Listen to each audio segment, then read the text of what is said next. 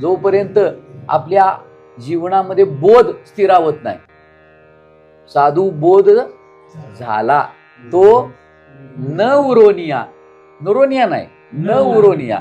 आपण म्हणतो नुरोनिया, पण नुरोनिया नाही, न उरोनिया ठेला. म्हणजे काय की तो फक्त देहानं शिल्लक राहतो. देह बुद्धी नसते त्याच्याकडे, फक्त देह शिल्लक असतो. प्रारब्ध अवशिष्ट राहते त्याला. मग तो जीवनमुक्त अवस्थेमध्ये जगू शकतो. पण ते आपण बघायला पाहिजे. परवा जीवनमुक्त शब्दाची व्याख्या ऐकली. सत्य असत्य ज्ञाने निवडले. सत्य असत्य ज्ञाने निवडिले. जीव सृष्टी मिथ्या हे त्यागिले.